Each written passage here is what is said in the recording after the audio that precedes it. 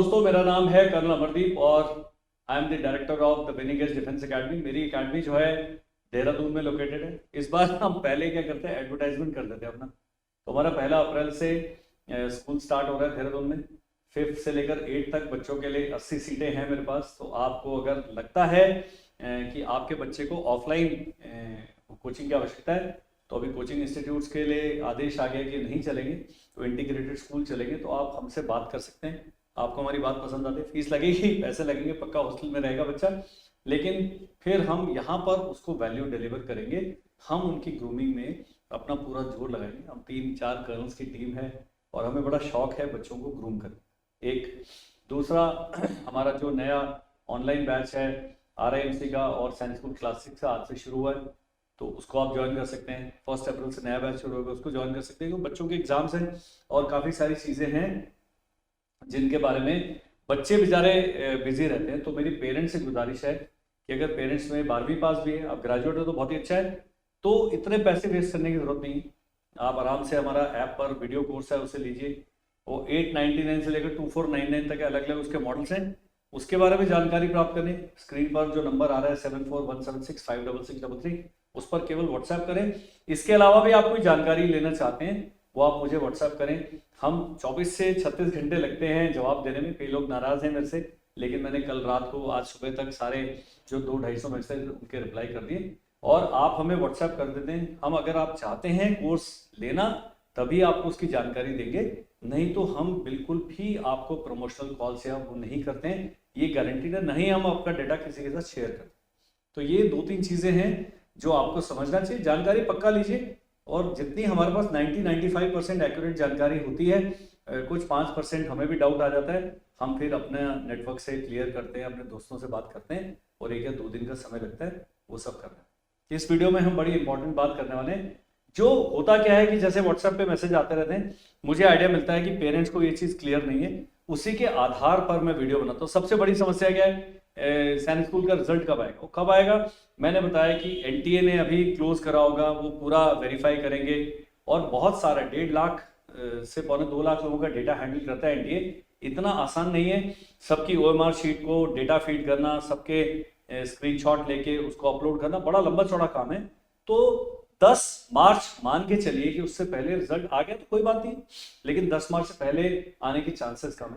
अब जब रिजल्ट आ जाता है तो जो बड़ी बड़ी चीजें जो सामने आई हैं, सबसे पहले लोगों का पॉइंट है कि कट ऑफ। मैंने अपने एक वीडियो में बताया था, किसी भी एक स्कूल का, एक स्टेट का एक कट ऑफ नहीं होता है। हर स्कूल की जो वैकेंसीज हैं उनको हम 2 हिस्सों में बांट सकते हैं। अब मैं इसको एक्सप्लेन करने वाला हूं। एक है होम स्टेट और एक है अदर स्टेट या आउटसाइड स्टेट या यूटी बोल सकते। दिल्ली का कोई माई बाप नहीं, दिल्ली सबके लिए अदर स्टेट में अप्लाई कर सकते हैं। क्योंकि पहले होता था कुंजपुरा में होम स्टेट में उनको गिन लिया जाता, लेकिन आजकल कुंजपुरा ने कहा भी हम आपको नहीं जानते। सबसे पहला है कि मैं जी हरियाणा का रहने वाला हूं और मैंने भर दिया कुंजपुरा, एक चॉइस।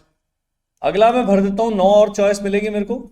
लगता तो ये पिछली बार पहली बार ई काउंसलिंग हो। ई काउंसलिंग के बारे में जो भी मेरे शामिल मुझको शामिल जो शेयर बन रहे हैं, हमारा जो जानकारी है 1 साल पुरानी ही है। पिछले साल जब ई काउंसलिंग प्रोसेस शुरू हुआ, मैं रेस में नंबर ये 2 या 3 पर था या 1 था, तो बहुत टाइम लगा समझने, लेकिन अभी क्लैरिटी आ गया। तो ये बच्चा कुंजपुरा में होम स्टेट में गिना जाएगा, लेकिन अगर रेवाड़ी की वैकेंसी गिना जाएगा, ये भी होम स्टेट में ही गिना जाएगा। ये डोमिसाइल पर आधारित है। तो पहला डाउट ये था कि क्या हम दोनों के लिए होम स्टेट में काउंट होंगे। जी बिल्कुल, आप दोनों के लिए होम स्टेट में काउंट होंगे, इसके खिलाफ कोई आदेश नहीं। लेकिन यही बिहार का जो बच्चा है, ये अदर स्टेट वाला है। अब सिक्किम का एक बच्चा है, बिहार वाला जानना चाहता है। मान लीजिए यहां पर 67 वैकेंसी थी, यहां पर 33 वैकेंसी थी, तो बिहार वाला सोचेगा सारी 33 की 33 मेरी है। नो, नहीं है। हर स्टेट की वैकेंसी कैसे है, मैंने बहुत सारे वीडियोस बनाए लास्ट टाइम भी, अभी इस वीडियो में दोबारा से एक्सप्लेन करूंगा। सिक्किम की कितनी वैकेंसी है।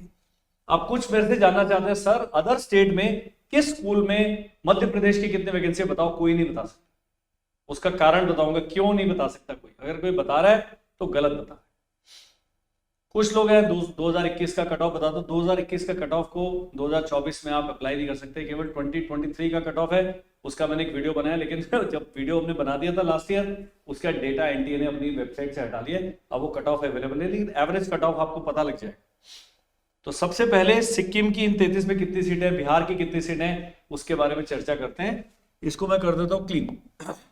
अभी अदर स्टेट, सबसे पहले तो अदर स्टेट में 5 कैटेगरीज है जो होम स्टेट में भी है। एससी है, एसटी है, डिफेंस है, ओबीसी एनसीएल है और जनरल है। जनरल को अनरिजर्व्ड या यूआर भी लिखते हैं। ये 5 आती है। अब मान लीजिए एससी की जो वैकेंसी है परसेंटेज के हिसाब से, इन 33 में से 3 वैकेंसी एससी की हैं, 5 एसटी की हैं, डिफेंस की 7 हैं, ओबीसी की 11 हैं और बैलेंस इसकी बच गई। जितना भी टोटल हो गया 11 और 7 18 और 5 23 और 3 26 निकल गई। तो 33 में से 26 गए, तो 7 वैकेंसीज अनरिजर्व की बच गई। अब टोटल जो अनरिजर्व की वैकेंसीज हैं, इसमें टोटल वैकेंसीज का 25% से ज्यादा एक स्टेट को नहीं दे सकते। अब 7 का 25% निकालेंगे 2 बन जाएगा। तो बिहार की ज्यादा से ज्यादा इसमें कितनी हो सकती हैं? 2 वैकेंसीज हो सकती है अनरिजर्व कैटेगरी में। बिहार की 80 में एक ही वैकेंसी हो सकती है, बिहार की इसमें एक ही वैकेंसी हो सकती है। ये बिहार की इसमें केवल 2 ही वैकेंसी हो सकती है डिफेंस में। ओबीसी एनसीएल की 11 है, मैक्सिमम इनकी 3 हो सकती है, इससे ज्यादा नहीं होगी किसी भी एक स्टेट की। अब यह है जी, इनका चुनाव कैसे होगा? हर स्कूल चाहता है अच्छे से अच्छे बच्चे हमारे पास आए। अब वो कैसे करेंगे? मान लीजिए एक स्टेट है बिहार, इनके बच्चों के नंबर बहुत आते हैं।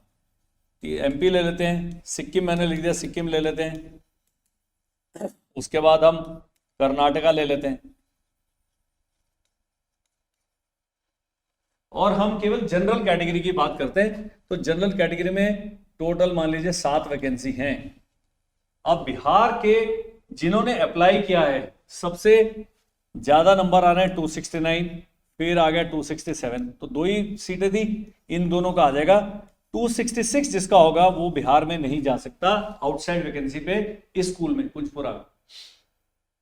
अब अगला जो सिक्किम के बच्चों के नंबर आए हैं 191, 192 ऐसे करके नंबर आए। तो सिक्किम इस दौड़ से ही बाहर है, कारण बैलेंस अभी हमारे पास 5 वैकेंसी बची है। तो 5 हाईएस्ट वैकेंसी देखेंगे वो। मान लीजिए एमपी में एक बच्चे के 241 आए, इसके बीच में कोई है ही नहीं है। उसके बाद कर्नाटका, जिन्होंने अप्लाई किया, कर्नाटका ने आउटसाइड स्टेट में अप्लाई किया, इनके आगे 250। तो कर्नाटका के 250, 249, 248 जिनके, इनका हो जाएगा। यहां पर 241, 242 इन दोनों का हो जाएगा। अब एक ही स्कूल में बिहार वाला बच्चा 266 वाले को एडमिशन नहीं मिला और एमपी वाले 241, 242 को मिल गया और कर्नाटका के 250, 249 को मिल गया। तो इन स्टेट का आपस में कोई भी झगड़ा नहीं है। स्टेट के कैंडिडेट की जो लड़ाई है अपनी ही स्टेट के, अपनी ही कैटेगरी के कैंडिडेट्स के लिए। ये सारे अनरिजर्व कैटेगरी वाले। सिमिलरली एससी एसटी का आउटसाइड स्टेट, अपनी कैटेगरी में आपकी स्टेट में जिसने उस स्कूल के लिए अप्लाई किया है, वो जो 10 चॉइस भरेंगे उसमें भी सीनियरिटी देखेंगे। वो कंप्यूटर का उन्होंने प्रोग्राम बना के डाला होगा। वो बोर्ड पे, अगर मैं इन्फेंट्री वाला हूं, मुझे खाली एक फटाफट से चलानी आती है, बहुत ज्यादा मैं टेक्निकलिटी आपको एल्गोरिथम नहीं पढ़ा सकता, लेकिन मैं मोटे मोटे तौर पर ये तरीका आपको बता रहा हूं कि किसका होगा किसका नहीं। कुछ ऐसे हैं किसी ने अप्लाई नहीं किया कुंजपुरा के लिए, तो एक बंदा है जो महाराष्ट्र का, महाराष्ट्र क्या है 212 और 211, 209 ऐसे वाले हैं। 2 ही सीटें थी, 212 211 वाला यहां चला जाएगा अदर स्टेट।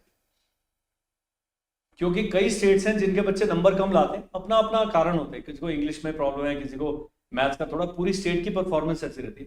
बिहार का मैंने नाम इसलिए लिया कि बिहार में लास्ट ईयर में 271 नंबर लाके भी बच्चे का नंबर नहीं आया, वहीं एमपी का 212 नंबर लाके भी अदर स्टेट में नंबर आ गया।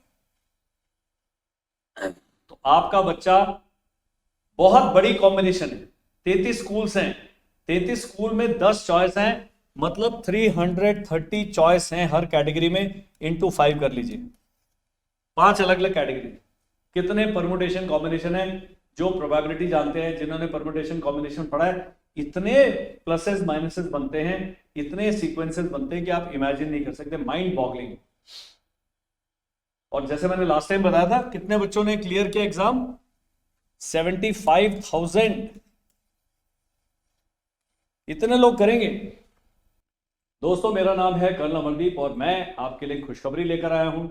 राष्ट्रीय इंडियन मिलिट्री कॉलेज में आपका बेटा या बेटी यदि तैयार कर रहे हैं, वो अभी 5th में है, 6th में है, 4th में है, 7th में है, अगर एलिजिबल है तो मैं रिकमेंड करूंगा कि अमेजॉन पर हमारे प्रीवियस ईयर्स पेपर्स और मॉक टेस्ट सीरीज उपलब्ध है। ये किताब खरीदने का लिंक इस वीडियो के डिस्क्रिप्शन में दिया हुआ है, आप उसको क्लिक करें और ये बुक्स आज ही प्रोक्योर करें, क्योंकि अगले 2 साल के लिए जो भी अपडेट्स आएंगे इन किताबों के, वो हम आपको मुफ्त में उपलब्ध कराएंगे। अगर और कोई जानकारी आप चाहते हैं, स्क्रीन पर नंबर दिया है, उस पर आप हमसे संपर्क भी कर सकते हैं। अब है जी, रिजल्ट आएगा तो हमने क्या करना? रिजल्ट आएगा तो आपने कुछ भी नहीं करना है। आपको एक रिजल्ट के साथ हमारा एक उनका नोटिफिकेशन आता है, AISSE की जो NTA वाली साइट है, वहां पर चिट्ठी आ जाएगी कि भाई आप इस वेबसाइट पे जाएं और अपना लॉगिन आईडी दोबारा से लॉगिन करें ई काउंसलिंग के लिए।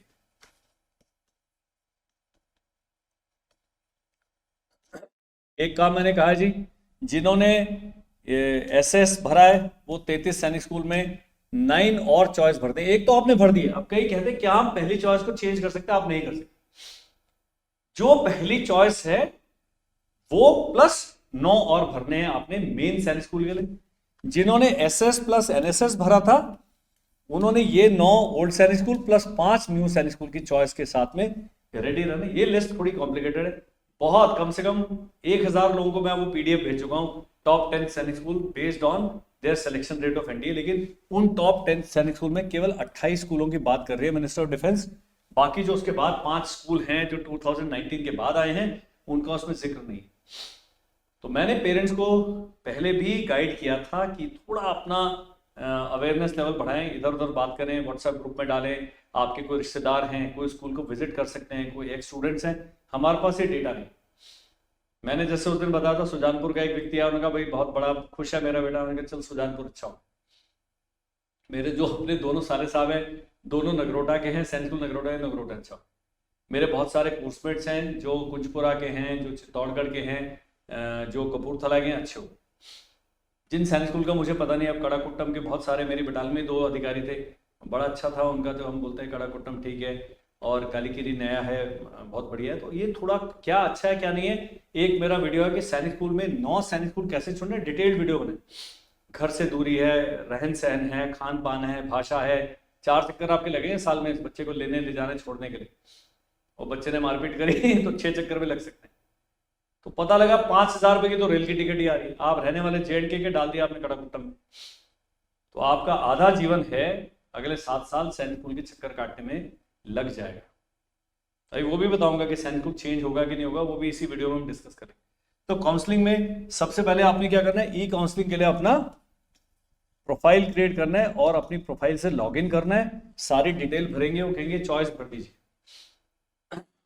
कुछ लोग होंगे जो ये करेंगे, कुछ लोग हैं, सबसे पहले तो यहां पर 75,000, पहले 1.5 लाख थे, 1.5 लाख में 75,000 ने पास कर लिया और 75,000 ने पास नहीं किया। ये अगले एग्जाम की तैयारी करो, आप तो आउट ही है। 121 नंबर वाला भी पास है और लास्ट टाइम 292 नंबर वाला, ये सब पास है। 121 वाला भी सोच रहा है कि भाई स्वयंवर में हमारा भी नाम आ जाएगा, मेरी भी हो जाएगी शादी, नहीं होगी।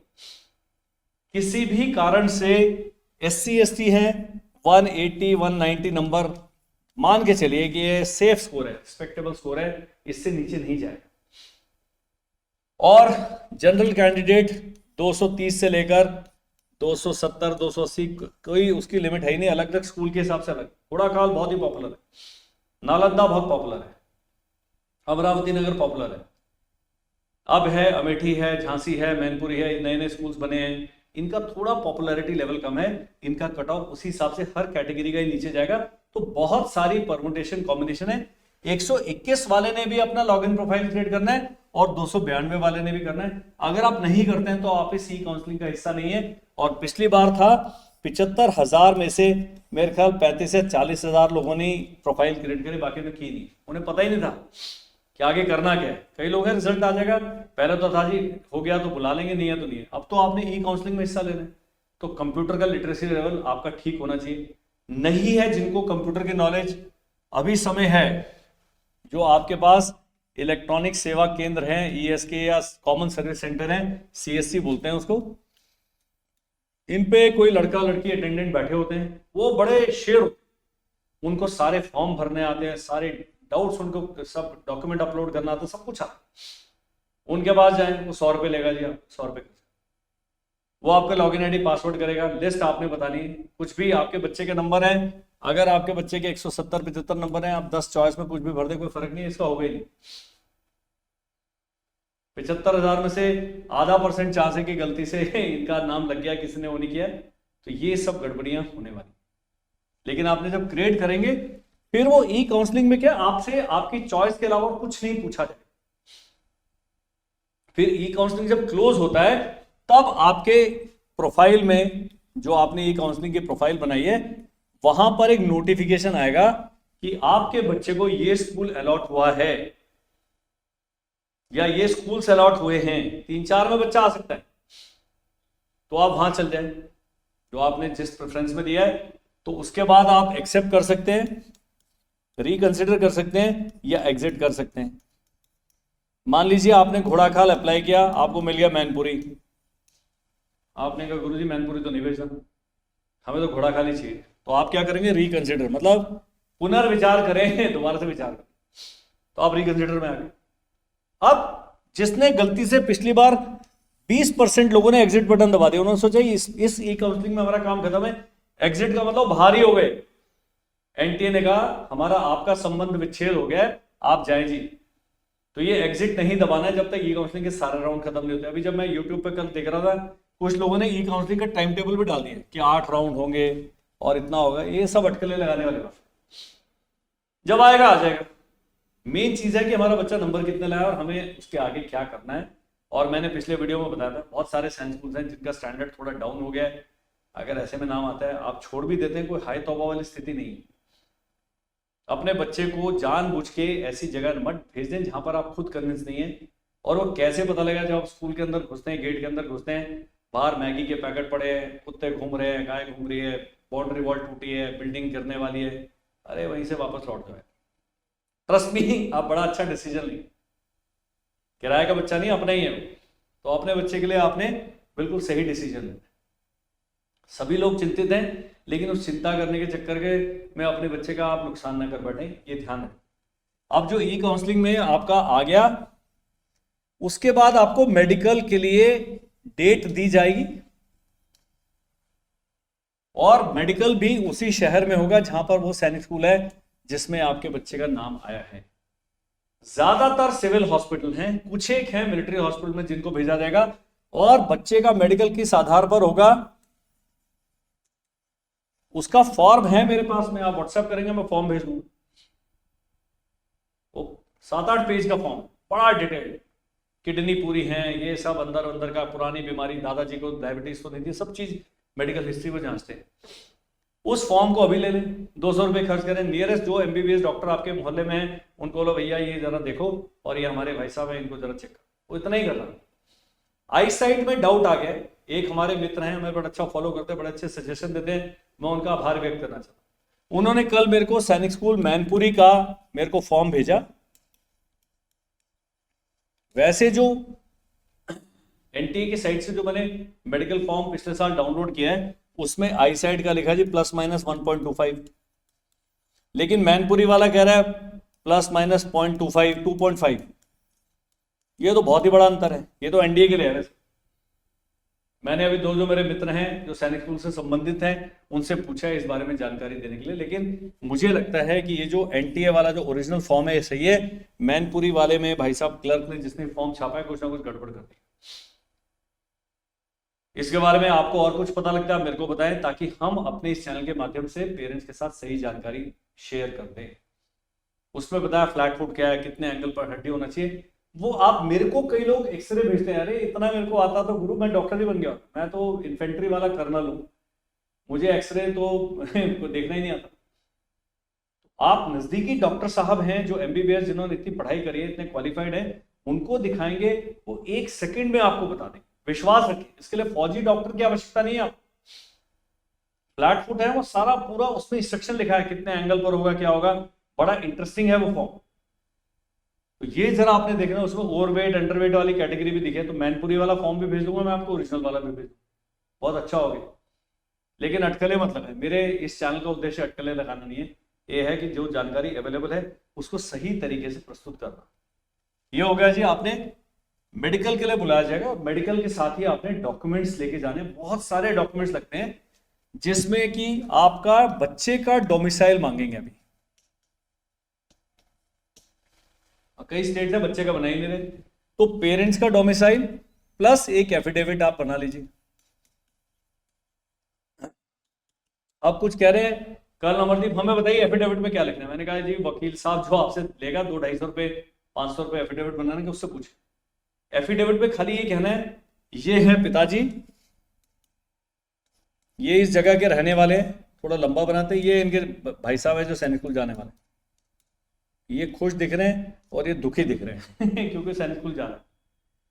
ये एफिडेविट ये कह रहा है कि ये बच्चा इनका ओरिजिनल बच्चा है, इन्हीं का संतान है, और ये उत्तर प्रदेश के रहने वाले, जिस भी स्टेट के रहने वाले हैं, बस वहां स्टैंप लगी होगी, वो एफिडेविट आपके मूल निवास प्रमाण पत्र के साथ ये एफिडेविट लगाएंगे, बच्चे के डोमिसाइल स्वीकार हो जाए।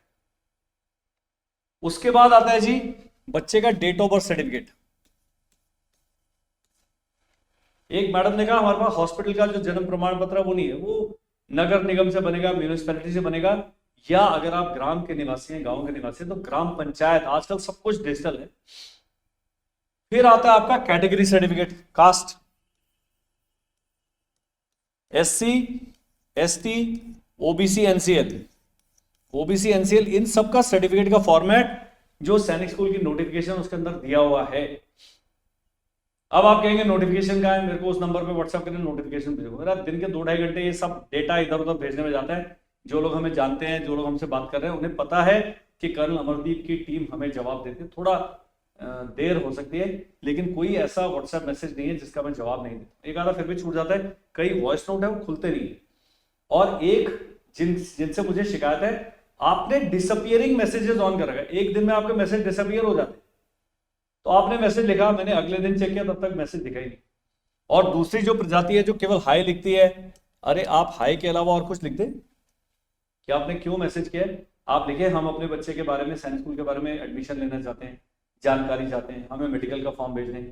कुछ लोग लिखते हैं मेरे बच्चे के 273 नंबर आए हैं, क्या चांसेस हैं। ये तो मत ही पूछे, अटकलें लगाने वाली बात मैं कैसे बता सकता।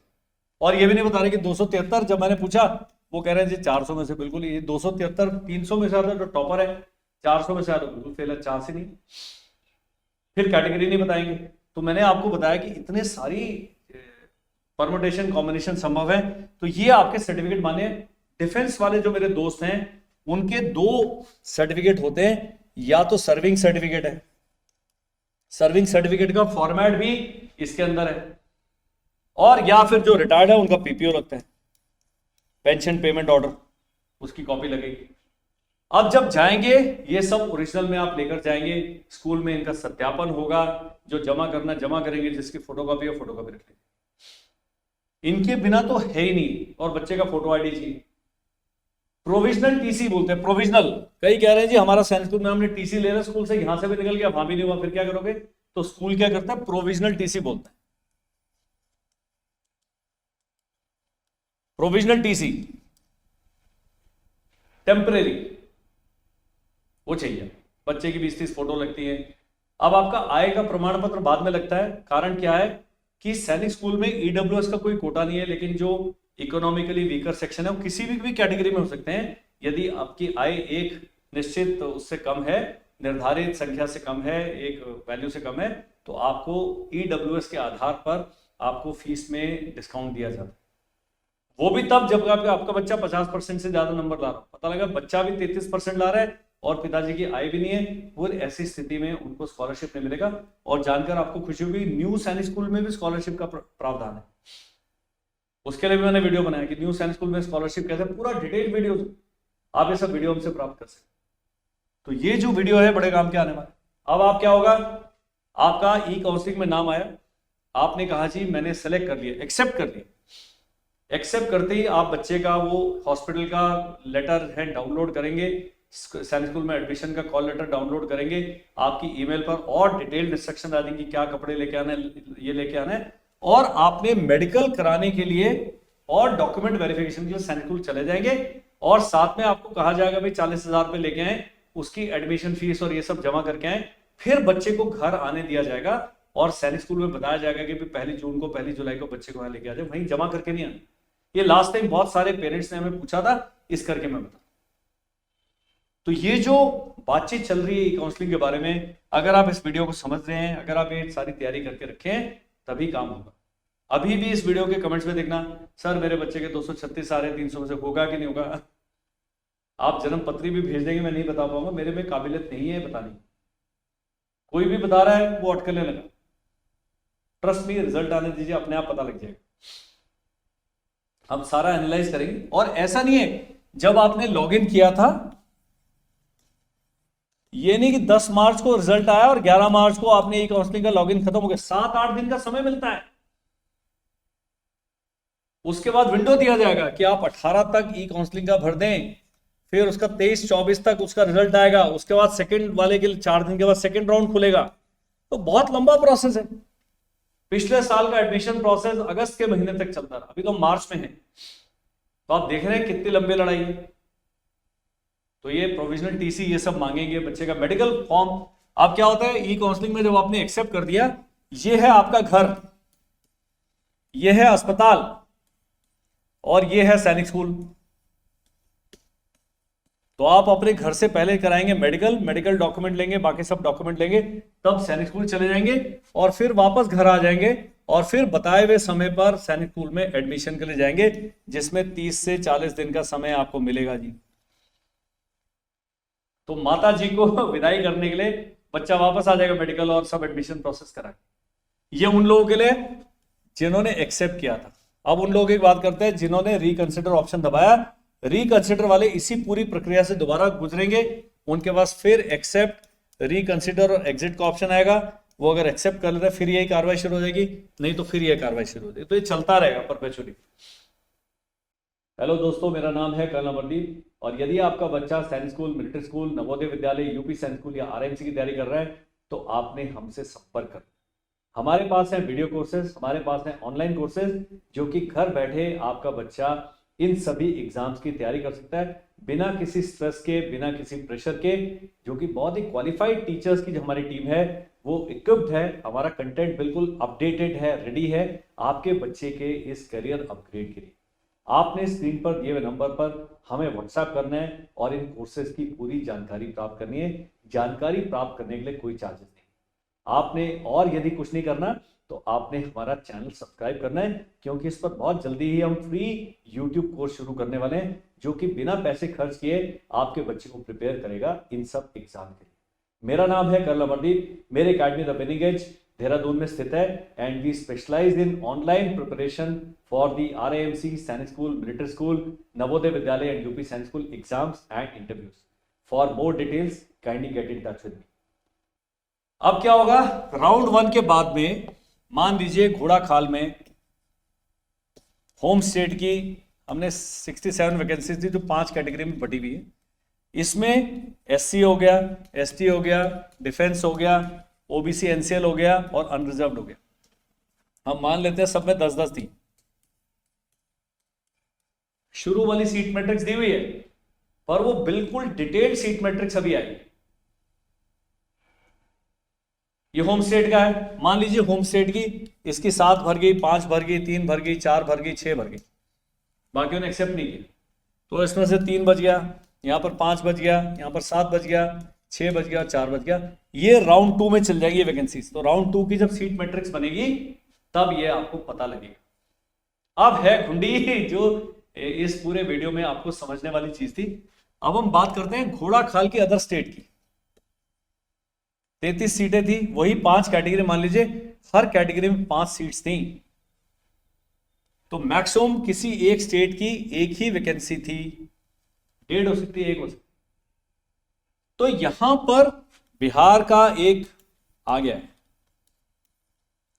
तो ये आउटसाइड वैकेंसी बिहार के लिए अभी अगले राउंड में जाएगी ही नहीं। जब राउंड 1 के बाद बता देंगे कि बिहार के कितने लोगों ने, यहां पर लिखा होगा बिहार, महाराष्ट्र, ये वो कितने बच्चों ने एक्सेप्ट कर लिया। और इसके साथ एक और चीज आएगी राउंड 2 में, कट ऑफ कितना गया राउंड 1 का, तब आपको आइडिया मिल जाएगा कि राउंड 1 में मेरी कैटेगरी में इस स्कूल में इतना कट ऑफ गया। मान लीजिए पिछले वाले राउंड में 239 था किसी बंदे का, और आपके बच्चे की 237 है, और वैकेंसी भी है, तो आप डाल दो पर्ची। लेकिन 2 सीटें थी, बिहार की 2 सीटें जा चुकी हैं यहां पर, एक चला गया 260 पे, एक 240 पे, और आपके बच्चे की 237, उस स्कूल में अभी और बिहार के बच्चे जा ही नहीं सकते हैं। तो आप डालेंगे भी अगले राउंड में वो चॉइस, तो आपकी वो कंसिडर ही नहीं होगी। ये ई काउंसलिंग के बारे में आपको जान लेना बहुत जरूरी है। 2 चीजें और एक्सप्लेन करता हूं, इस वीडियो को बंद करता हूं, बहुत लंबा हो जाएगा, आपके लोगों का ध्यान बढ़ जाएगा। देखते नहीं है लोग, हर वीडियो के एवरेज व्यूइंग 5 मिनट 6 मिनट है, मेरी बातें नहीं अच्छी लगती। आप जानना चाहते हैं कि हमने क्लास 6 में मैनपुरी में एडमिशन ले लिया, सैनिक स्कूल मैनपुरी में, और हम चाहते हैं कि 7वीं क्लास में हमारा बच्चा चित्तौड़गढ़ आ जाए। आप हैं जी अनरिजर्व कैटेगरी के, आपके बच्चे के 242 नंबर थे। सबसे पहले सैनिक स्कूल में ट्रांसफर केवल एक ही क्लास में होता है, वो क्लास 7th में होता है, वो भी बहुत ही रेयर सर्कमस्टांस। आपने पता कर लिया कि चित्तौड़गढ़ में मेरी कैटेगरी में अनरिजर्व में अदर स्टेट का कट ऑफ गया है 222, और मेरे बच्चे का है 242। आपने इस स्कूल को प्रार्थना पत्र लिखना है कि हम राजस्थान के रहने वाले हैं, मेरे बच्चे की दादी मां की तबीयत ठीक नहीं है या पारिवारिक ये समस्या है, और हम चाहते हैं बच्चा वहां पर आ जाए।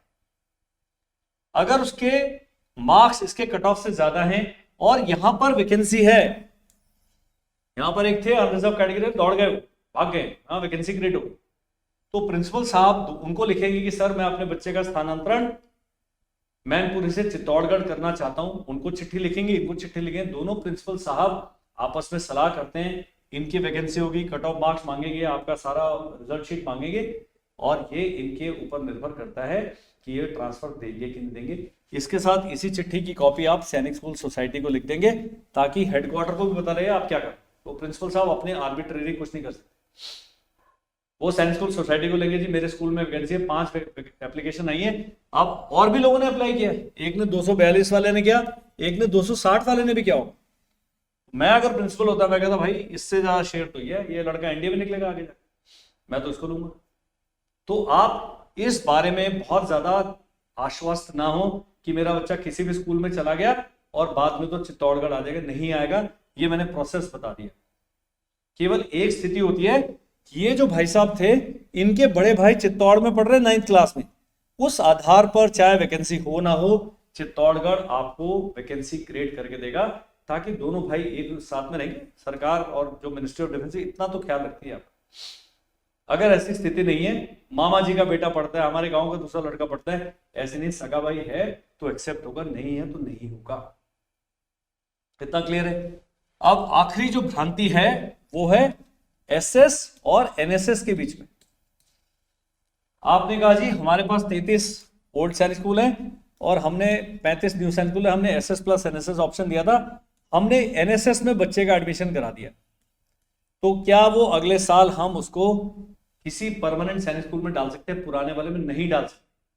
सिमिलरली यहां डाल दिया था, आप यहां ट्रांसफर कर सकते थे, दोनों का ही उत्तर है नो। ये चीज आपने ध्यान में रखनी है, ये चॉइस आपने बड़ा सोच समझकर एक्सरसाइज करना है,